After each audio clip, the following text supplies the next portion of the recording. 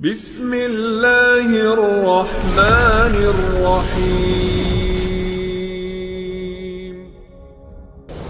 وإلى ثمود أخاهم صالحا قال يا قوم اعبدوا الله ما لكم من إله غيره قد جاءتكم بينة من ربكم هذه ناقة الله لكم آية فذروها تأكل في أرض الله ولا تمسوها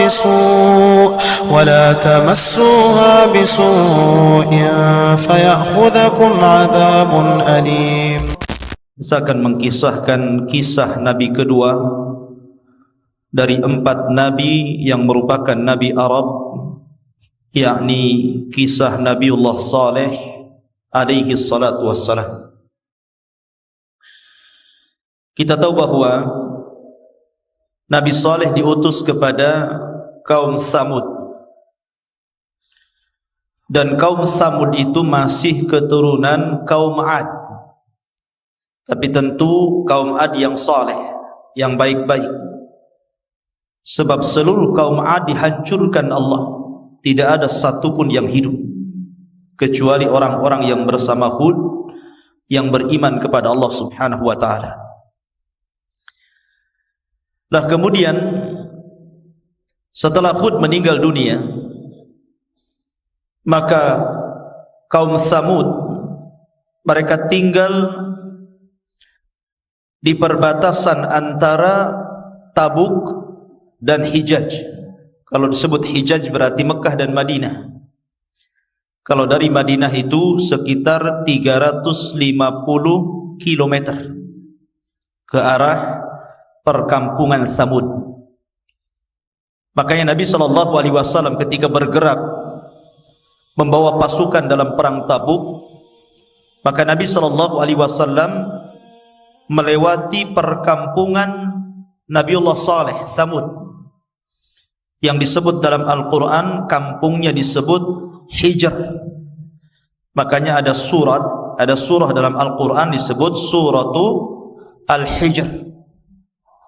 Allah mengatakan kadzabat ashabul hijril mursali, di mana orang-orang Hijr ini, yakni kaum Samud, mereka telah mendustakan utusan-utusan Allah.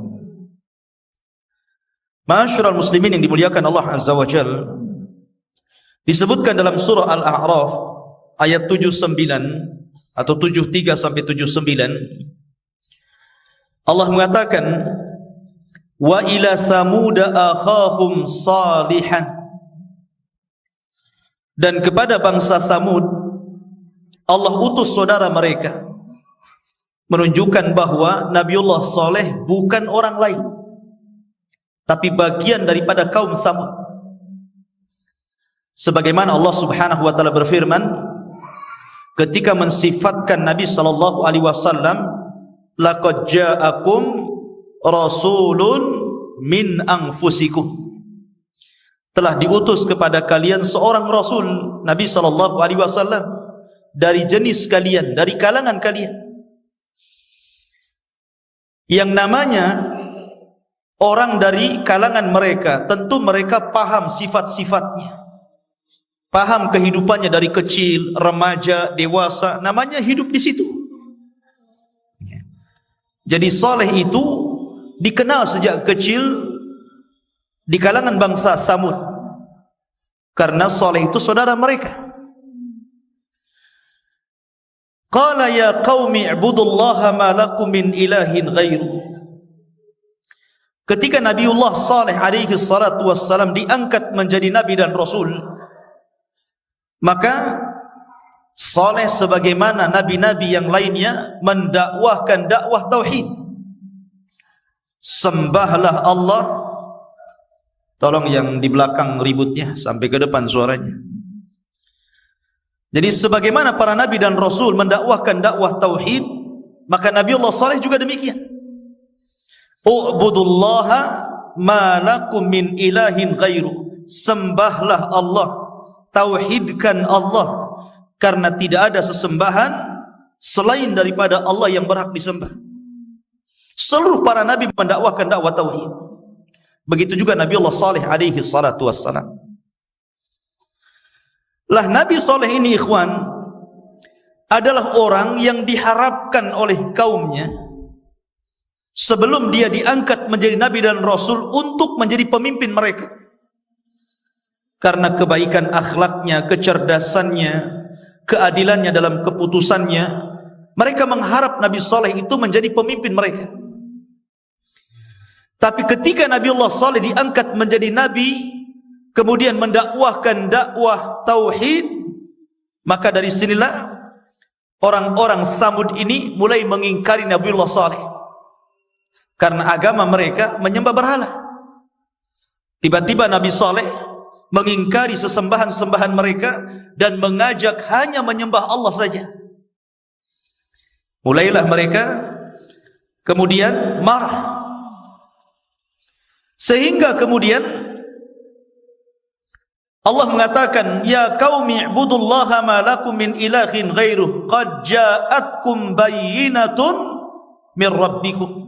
Sungguh telah datang kepada kalian mukjizat, keterangan dari Rabb kalian. Sebagaimana di zaman Nabi SAW, ikhwan, Nabi itu selalu dituntut mendatangkan keanehan.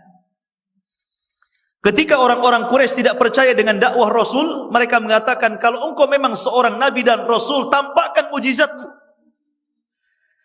Maka kemudian Nabi SAW berdoa kepada Allah dan menunjuk bulan. Tiba-tiba bulan terbelah menjadi dua. Kurang apa lagi itu? Bulan terbelah menjadi dua. Lebih hebat dibandingkan Musa alaihi salatu wassalam yang hanya membelah lautan. Tapi apa jawaban orang-orang musyrik yang tadinya mereka mengatakan, kalau engkau tampakkan keajaibanmu kami beriman. Tiba-tiba setelah ditampakkan mereka mengatakan, zahara sihru Muhammad. Lihat, sihirnya Muhammad telah tampak katanya. Kurang ajar enggak? Mereka mengatakan, kalau engkau menampakkan keanehan kami beriman. Sudah dikasih keanehan malah mengatakan zahara sihru Muhammad. Telah tampak sihirnya Muhammad.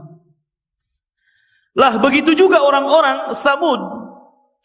Mereka mengatakan kepada Nabi Allah Saleh alaihi salatu wassalam, kalau engkau seorang nabi, tunjukkan mujizatmu. Maka Nabi Saleh mengatakan, taib, apa yang kalian kehendaki? Ditawarkan. Kata kaumnya, keluarkan dari batu ini unta. Kemudian bukan unta saja, bukan satu unta, tapi unta dengan anaknya. Jadi keluar induknya dan anaknya sekalian dari batu. Maka Nabi Saleh mengatakan, taib, kalau seandainya aku kabulkan permintaan kalian, aku keluarkan unta dari bebatuan ini, apakah kalian akan beriman kepada aku? Serentak mengatakan, ya, kami akan beriman. Maka Nabi Saleh salat 2 rakaat, kemudian memohon kepada Allah Subhanahu wa ta'ala. Tiba-tiba keluar dari batu itu unta yang sangat besar, kemudian diikuti anaknya dari belakang. Luar biasa. Tapi apa yang terjadi dengan kaum Saleh? Mereka sudah berjanji itu, kalau Nabi Allah Saleh berhasil mengeluarkan unta dan juga anaknya, mereka akan beriman. Justru jumhur, sebagian besar di antara mereka mengingkari. Dan hanya sedikit yang beriman dari kalangan orang-orang lemah. Begitulah tabiat orang kafir. A'angzartahum am lam tunzirhum la yu'minun. Kau berikan peringatan kepada mereka ataupun tidak, tetap mereka tidak beriman. Seperti kisah di zaman Rasul, seorang pegulat Arab hebat namanya Rukanah. Rukanah ini selalu ikut adu tanding, dan itu budayanya orang-orang Quraisy. Bergulat itu sudah budaya mereka. Dan pegulat hebat yang dibanggakan orang Quraisy itu namanya Rukanah. Nabi masyhur tentang nama Rukanah itu. Suatu ketika Rasul sedang naik unta, ketemu dengan Rukanah di tengah jalan. Tidak ada orang, Rasul dan Rukanah saja. Kata Nabi SAW, ya Rukanah, aku tahu engkau pegulat hebat. Bagaimana kalau ku tantang dirimu? Kata Rukanah, baik. Kalau seandainya aku bisa mengalahkan wahai Muhammad, apa imbalannya? Kata Nabi SAW, ambil unta yang kutunggangi ini. Tapi kalau seandainya aku kalahkan dirimu wahai Rukanah, masuklah ke dalam agamaku. Rukanah sudah melirik unta Rasul. Unta Rasul itu unta mahal, unta merah. Mungkin kalau sekarang ini kendaraan mungkin bawa Fortuner gitu kan. Ayo kelahi dengan saya. Kalau saya kalah ambilnya Fortuner. Akhirnya kelahi Nabi SAW dengan Rukanah ini bergulat. Rukanah tidak paham bahwa seorang Nabi itu memiliki kekuatan 40 orang laki-laki kekar. Dalam riwayat 10 laki-laki kekar. Ibaratkan Rukanah ini melawan 10 laki-laki kekar atau 40 laki-laki kekar gitu kan. Sekali hantam, sekali tunjang, terlemparlah dia. Kata Nabi SAW, ya Rukanah, ingat perjanjianmu ya. Kalau ku kalahkan dirimu, kau akan masuk Islam. Tapi Rukanah mengatakan, ya Muhammad, siapa saksinya? Kalau aku bersyahadat kepadamu, aku bisa saja mengingkari, aku tidak pernah masuk Islam karena tidak ada saksi. Ya. Maka Nabi SAW, bagaimana kalau ku saksikan pohon itu? Aku jadikan pohon itu jadi saksinya. Maka Rasul mengisyaratkan kepada salah satu pohon, kayak film kartun, pohonnya jalan, akarnya naik, kemudian akarnya jalan. Menghadap Nabi SAW, kemudian mengucapkan salam. Rukanah kaget lah, tengok pohon tercabut dari akarnya, kemudian akarnya berjalan menghadap Rasul, salam lagi. Lari Rukanah. Kata Rukanah, zahara sihru Muhammad. Dia Muhammad tukang sihir. Macam mana dia bisa menjadikan pohon itu berjalan dan bisa mengucapkan salam? Betul kan? Orang kafir, ikhwan. Maka ketika unta Saleh ini keluar, dan ini unta bukan unta biasa, makanya Allah mengatakan dalam Al-Quran, hadhihi naqatullahi lakum. Ini unta Allah. Seperti Baitullah disandarkan kepada Allah, menunjukkan ini bukan unta biasa. Ini unta Allah karena memiliki keistimewaan sebagaimana Baitullah, karena disandarkan kepada zat yang maha mulia Allah subhanahu wa ta'ala. Unta ini besar. Nanti saya akan kisahkan, air susunya saja cukup untuk memberi minum satu kabilah Thamud setiap 2 hari sekali. Masya Allah. Taib. Kemudian Allah subhanahu wa ta'ala berfirman lagi dalam surah Al-A'raf, masih dalam surah Al-A'raf, hadhihi naqatullahi lakum ayatan, sebagai tanda untuk kalian. Walaupun orang-orang ini mendustakan, ikhwan, tetap saja manfaat unta ini mengalir kepada mereka. Akhirnya Nabi Saleh mengatakan kepada kaum Tsamud, sesungguhnya unta ini akan mendatangkan keberkahan kepada kalian. Jangan pernah disentuh. Fadaruha, biarkan dia. Ta'kulu fi ardillah, makan di bumi Allah sesukanya. Wala tamassuha bisu, dan jangan kalian menyentuhnya dengan keburukan. Fayakhudhakum adzabun alim, sebab kalau engkau sentuh dengan keburukan, maka akan datang azab yang pedih kepada kalian. Kemudian Saleh mengatakan, biarkan mereka atau unta ini makan, terserah dia. Kalau masuk ke kebun kalian, biarkan saja, jangan dihalau. Dan sebagai timbal baliknya, ketika satu hari unta ini minum, kalian jangan minum. Jangan mengambil air dari sumur yang unta ini minum di situ. Tapi kalian boleh mengambil air susunya. Tapi ketika satu hari unta ini tidak minum di sumur itu, kalian boleh mengambil air dari situ. Akhirnya apa yang jadi kesepakatan? Sepakat nih orang-orang Tsamud ini, walaupun mereka kufur kepada Nabi Saleh, sepakat. Subhanallah, unta ini besar. Kalau tidak besar, bagaimana air susunya bisa memberi minum kepada ribuan kaum Samud. Ini kan mujizat satu unta, tapi susunya itu kayak pabrik saja. Nggak habis-habis, kayak keran aja gitu kan. Nggak habis-habis susunya itu. Bisa ngasih minum ribuan manusia. Ini tanda-tanda luar biasa ini. Harusnya kalau orang berakal, ini memang seorang nabi membawa mujizat, tapi mereka tidak berakal. Ma'asyiral muslimin yang dimuliakan Allah Subhanahu wa taala. Dari sini Allah ingatkan bagaimana kenikmatan yang Allah berikan kepada kaum Samud.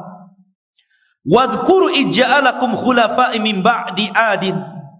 Dan ingatlah kalian ketika kalian menjadi penerus setelah kaum 'Ad. Wa bawwa'akum fil ardi, dan kalian diberikan tempat di bumi. Tattakhiduna min suhuliha qusuran wa tanhitunal jibala buyutan fadhkuru ala Allah. Kalian Allah berikan nikmat, kekayaan yang luas, penghasilan yang luar biasa, dan kalian diberikan kekuatan sampai bisa mampu membuat istana dan rumah-rumah di bukit-bukit, dipahat. Bayangkan, jadi gunung batu itu jadi istana, jadi rumah. Gimana caranya itu? Zaman sekarang ya enak saja ya, banyak peralatan. Tapi zaman itu kan manual. Tapi Allah berikan kekuatan, Masya Allah, sebagai bukti istana dan rumah-rumah kaum saleh sampai hari ini masih tetap tegak. Di satu perkampungan namanya Hijr, sampai hari ini ada bekas-bekasnya. Istananya kaum Samud itu, rumah-rumahnya kaum Samud yang ada di gua-gua cantik, ya, memberikan nilai seni yang luar biasa yang tidak sanggup dibuat orang sekarang itu. Dan ini sebagai bukti Allah sisakan peninggalan mereka, kaum Samud ini. Kemudian Allah mengatakan fadhkuru ala Allah, ingatlah dengan kebesaran-kebesaran Allah, wala ta'tsaw fil ardi mufsidin, dan janganlah kalian merusak di permukaan bumi. Tetapi ikhwan, ada satu kisah, lama-lama mereka jenuh, sehingga ada seseorang, ada dua orang. Yang pertama, orang ini menaksir seorang wanita yang sangat cantik. Tapi wanita cantik ini sudah dipengaruhi oleh syaitan. Kata wanita ini, kau boleh menikahi aku, tapi syaratnya kepala unta saleh. Kemudian yang satunya juga ada. Dia mau menikahi seorang gadis, tapi orang tua gadis ini, neneknya ini, orang tuanya mengatakan perkataan yang sama. Kalau kau ingin menikahi putriku, kau harus membawa kepala unta saleh. Akhirnya dua orang ini sepakat. Kalau enggak, mereka enggak menikahi wanita cantik itu kan itu. Lihat, belum menikah saja perempuan itu bisa mempengaruhi, apalagi sudah menikah. Lebih besar pengaruhnya kepada suami. Kalau suami mempengaruhi istri susah, tapi kalau istri mempengaruhi suami gampang. Ngomong saja tetangga begini bi, marah antum, kejar tetangga antum, ya kan? Karena begitulah, makanya Adam alaihi salatu wassalam dia memakan buah larangan karena pengaruh siapa? Pengaruh Hawa. Makanya hati-hati kalau antum yang belum menikah itu cari istri yang pengaruhnya positif. Jangan cari istri yang pengaruhnya negatif. Bahaya. Makanya banyak sekali di zaman sekarang suami-suami yang takut istri. Antum sendiri yang ngomong loh ya. Nah, dari sini ikhwafidin muliakan Allah Subhanahu wa taala. Akhirnya yang dua orang ini sepakat untuk membunuh unta saleh, tapi mereka tidak langsung melakukannya. Subhanallah. Mereka datangi rumah-rumah kaum Samud minta pendapatnya. Di luar dugaan ikhwan, semua sepakat. Rupanya orang-orang yang kafir itu sudah jenuh rupanya. Memang mereka ingin, sudah sebel bahasa kita kepada Nabi Saleh dan ingin membunuhnya, tetapi belum ada penggeraknya. Jadi ketika ada dua orang ini menjadikan penggerak, sepakat semuanya. Makanya bahasa Al-Quran, fa'aqaruha fadzamzama alaihim rabbuhum bidzambihim ila akhiril ayat. Mereka menyembelih unta saleh, padahal yang menyembelih 2 orang kan, tapi Allah mengatakan mereka. Maknanya karena satu kampung sepakat meridhoi 2 orang ini untuk membunuhnya. Makanya bahasa Quran menggunakan mereka, padahal cuma 2 orang. Ya. Akhirnya setelah disepakati para pembesarnya yang tidak suka dengan Nabi Saleh, bahkan seluruh kaum Tsamud kecuali orang yang beriman ikut setuju, gak apa-apa, bunuh saja. Maka mereka pun kemudian siap-siap untuk membunuh unta itu. Maka 2 orang ditemani dengan orang-orang yang lain, jumlahnya 9 orang. Mereka sepakat untuk membunuh unta saleh. Akhirnya dibunuh betulan. Ketika unta itu sedang bermain-main di kebun, didatangi itu. Kemudian langsung diikat sana sini, kemudian fa'aqaruha. Aqar itu artinya, maka unta itu ditusuk lehernya sini. Nyembelih unta beda dengan nyembelih kambing dan sapi ya. Kalau nyembelih kambing harus dirobohkan. Nyembelih sapi juga dirobohkan. Kalau unta nggak dirobohkan. Unta itu suruh duduk tenang, baru ambil belati, congkelek. Nah, gitu aja. Udah keluar sini, dah tunggu. Unta ini nggak mungkin lari. Dia diam sampai mati. Lain dengan kambingnya. Kambing juga tergantung pemiliknya. Kata para ulama, dosa itu mempengaruhi binatang. Salah satu, kalau antum berkorban, kemudian kurban antum ngamuk suka disembelih, jangan-jangan yang berkurban ini banyak dosanya. Ada sebagian ulama berpandangan seperti itu. Taib, intinya bahwa disembelihlah unta ini, tetapi anaknya lari. Anaknya ini nggak sempat ditangkap dan dibunuh, lari kemudian masuk ke dalam batu, tiba-tiba menghilang begitu. Dari sini ada terjadi khilaf ketika para ulama menjelaskan tentang binatang yang keluar dari perut bumi di akhir zaman, yang akan mengecap dan menstempel manusia dan bisa bicara dengan manusia. Ada yang mengatakan binatang yang keluar dari perut bumi itu adalah untanya Nabi Saleh. Maksudnya anak unta yang masuk ke dalam batu itu nanti akan keluar lagi di akhir zaman dan akan bicara. Itu satu pendapat. Walaupun pendapat yang kuat tentang binatang yang bicara di akhir zaman itu bukan unta Nabi Saleh, tapi binatang sendiri yang sangat besar, yang ketika muncul dari perut bumi, kepalanya nempel di awan, padahal kakinya belum keluar dari bumi, saking besarnya. Dan dalam riwayat, walaupun riwayat ini dilemahkan, tangan kanan yang membawa stempel cincinnya Nabi Sulaiman, dan tangan kirinya membawa tongkatnya Nabi Musa.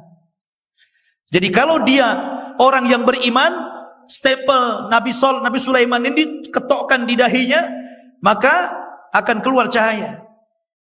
Tapi kalau dia orang kafir, dipukulnya dengan tongkatnya Nabi Musa, maka akan hitam wajahnya. Sehingga ketika itu orang sudah tidak kenal lagi nama. Orang memanggil dengan sebutan mukmin dan kafir, dan tidak ada yang tersinggung. Hei mukmin, mau kemana? Ya, mau ke sini Fir, gitu kan. Ya, jadi itu saja, nggak ada lagi nama itu. Cuman mukmin kafir mukmin, tapi nggak ada yang tersinggung. Nama-nama itu akan diangkat. Cuman mukmin kafir itu aja ngomongnya. Dan itu di akhir zaman ya. Kalau orang sekarang dibilang kafir marah tuh biasanya. Orang kafir dikafirkan marah biasanya kan gitu. Apalagi bukan kafir.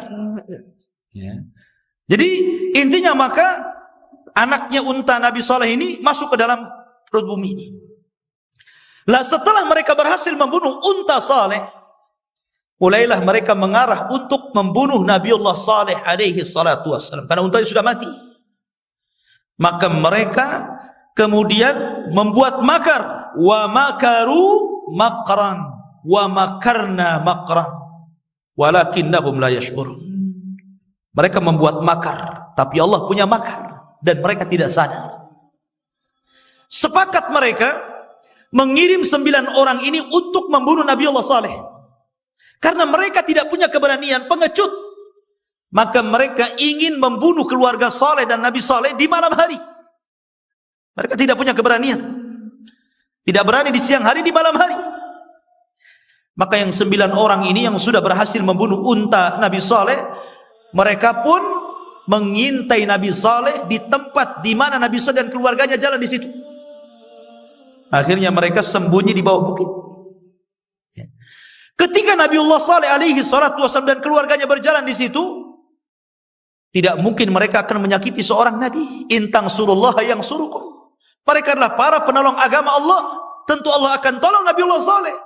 Maka tiba-tiba Allah gempakan gunung, tidak sadar batu-batu dari atas gunung itu gelinding semuanya. Akhirnya menimpa 9 orang ini mati sekaligus. Nabiullah Saleh alaihi salatu wassalam ketika itu sudah memperingatkan tentang siapapun yang membunuh unta ini, maka siap-siap dengan adab yang sangat pedih. Dan rupanya mereka memang sepakat untuk melakukan pembunuhan ini, walaupun mereka tidak langsung membunuh, tapi orang lain yang membunuhnya. Maka Nabi Saleh memberikan 3 hari kepada mereka akan datang adab Allah. Di hari pertama wajah mereka menguning. Di hari kedua wajah mereka memerah. Di hari ketiga wajah mereka menghitam, hitam semuanya, gosong. Mulailah mereka ketakutan. Ini azab apa yang akan menimpa kita ini? Dari situlah maka dimulai hari Kamis, wajah mereka menguning. Hari Jumat wajah mereka memerah. Hari Sabtu wajah mereka menghitam. Maka hari keempat, hari Ahad, ketika sebelum terbit matahari, Allah subhanahu wa ta'ala merintahkan Jibril untuk berteriak. Maka berteriaklah Jibril, sehingga pekikannya malaikat Jibril cukup membunuh seluruh kaum Samud. Tiba-tiba di pagi hari semua sudah menjadi bangkai di rumah-rumah mereka. Itu hukuman Allah subhanahu wa ta'ala kepada kaum Samud. Maka kemudian Nabi Saleh membawa para pengikutnya untuk pergi dari situ. Makanya Nabi SAW melarang, tidak boleh kita melewati tempat-tempat yang diazab Allah. Jangan. Karena heran nih, antum tahu Laut Mati. Laut Mati itu kan tempat diazabnya kaum Lut, kaum Sodom. Tapi hari ini dijadikan tempat wisata. Mandi lumpur di situ. Rasul mengatakan jangan lewat. Tempat-tempat yang mengundang azab itu jangan antum main-main di situ. Antum main-main ke tempat wisata yang di situ banyak kesyirikan gitu kan, tidak perlu. Ya. Karena dikhawatirkan ketika antum datang ke situ azab Allah menimpa antum, itu yang kita khawatirkan. Fattaqu fitnatan la tusibanna alladziina zalamu minkum khassah. Takutlah akan fitnah kalau menimpa kalian bukan orang zalim saja yang akan mati, tapi orang baik pun terkena imbasnya, kata Allah. Maka dari kisah Nabiullah Saleh alaihi salatu wasallam ada pelajaran besar, di mana kita harus mengikuti syariat Islam ini sami'na wa ata'na. Sebagaimana Nabi Saleh alaihi salatu wasallam mengajarkan kepada kaumnya, akibat tidak mendengar nabinya, akhirnya Allah kirim azab kepada mereka. Ini kan azab tidak mungkin ikhwan ditimpakan kecuali karena maksiat mereka. Di zaman Rasul pernah perang Uhud. 40 pemanah diletakkan di mana? Di Bukit Ainain.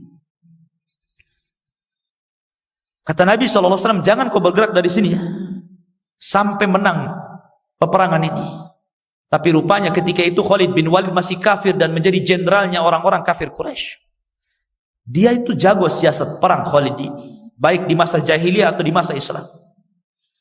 Ketika pura-pura kalah pasukan orang-orang kafir, kemudian harta ghanimah banyak dibawa, maka 40 pemanah ini ke bawah, ya, ikut mengejar musuh bersama orang-orang yang di bawah. Luar biasa Khalid ikhwan. Antum kalau pernah umrah, Bukit Uhud itu lebar, tinggi, besar. Dari Madinah nampak Bukit Uhud itu. Macam mana Khalid bisa memutar balik, ya, mengelilingi gunung yang sangat besar dan panjang, kemudian bisa menempati tempat para pemanah kaum muslimin. Ini yang menjadi keajaiban luar biasa. Macam mana Khalid bisa, gitu loh maksudnya. Kalau bukan karena kecerdasan Khalid dalam berperang. Makanya ketika zaman Abu Bakar Siddiq radhiyallahu an, resmi Khalid diangkat jadi Kapolri. Dialah yang memimpin seluruh pasukan dan tidak pernah kalah dalam peperangan. Sehingga tambatan hati kaum muslimin akhirnya sangat tertarik dengan Khalid, seolah-olah kalau Khalid jadi pemimpin perang pasti menang. Dari sinilah Umar bin Khattab tidak mau. Tauhidnya kaum muslimin rusak. Maka ketika Umar jadi khalifah, dipecat Khalid, digantikan Abu Ubaidah ibnul Jarrah. Bukan tidak ada alasan. Umar tahu kecerdasan Abu Bakar, memilih orang-orang yang tepat di posisinya. Tapi Umar ingin menyelamatkan akidah manusia. Kalau tetap Khalid menjadi panglima perang, maka akan mempengaruhi tawakal kaum muslimin. Mereka boleh jadi tawakal kepada Khalid dan tidak bertawakal kepada Allah. Ini kalau Khalid jadi pemimpin pasti menang. Nah, ini kan bahaya. Makanya Umar mencopot jabatan Khalid dan menggantikan dengan Abu Ubaidah ibnul Jarrah. Tapi pencopotannya tidak diketahui Khalid. Suratnya disembunyikan oleh siapa? Oleh Abu Ubaidah. Supaya tidak mengacaukan perang. Coba. Umar memberikan surat pemecatan kepada Abu Ubaidah, tapi sama Abu Ubaidah disembunyikan tuh suratnya. Sehingga seolah-olah dalam peperangan itu masih dipimpin Khalid. Dan Allah menangkan dalam perang Qadisiyah, sehingga Baitul Maqdis takluk di tangan kaum muslimin. Ya kan? Dari sini ikhwah fillah muliakan pelajaran besar. Kalau orang menyimpang dari agama Allah, mulai menjauh daripada syariat Allah, meninggalkan sunnah Rasul sallallahu alaihi wasallam, di zaman Rasul saja terjadi kekalahan. Apalagi di zaman sekarang yang Rasul sudah 14 abad yang silam meninggalkan kita umat.